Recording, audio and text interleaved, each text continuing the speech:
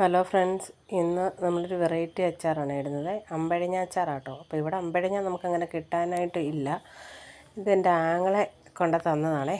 അപ്പം അമ്പഴങ്ങ അച്ചാറിടാമെന്ന് ഓർത്തു കേട്ടോ. അപ്പം സാധാരണ എല്ലാ അച്ചാറും നമ്മൾ ചെയ്യുന്നത് പോലെ തന്നെ ഇഞ്ചിയും വെളുത്തുള്ളിയും പച്ചമുളകും കറിവേപ്പിലയും എല്ലാം കൂടെയും എണ്ണയിലിട്ട് നല്ലപോലെ മൂപ്പിച്ച് മസാലകളും എല്ലാം ഇട്ട്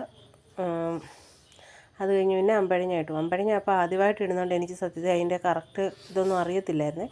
പിന്നെ എല്ലാ അച്ചാറും ഇടുന്ന പോലെ ഇങ്ങനെ ചോദിച്ചപ്പോൾ എല്ലാം ഇടുന്ന പോലെ തന്നെയാണെന്ന് പറഞ്ഞു. അപ്പോൾ അങ്ങനെ അമ്പഴങ്ങയും ഇട്ടു. പക്ഷേ ഇട്ട് കഴിഞ്ഞപ്പോൾ സൂപ്പർ ടേസ്റ്റായിരുന്നു കേട്ടോ. ഞാനല്ലേ തന്നെ ഇത് അരിഞ്ഞുകൊണ്ടിരുന്നപ്പോഴത്തേക്കും ഒരെണ്ണം കഴിച്ച് നോക്കിയേ.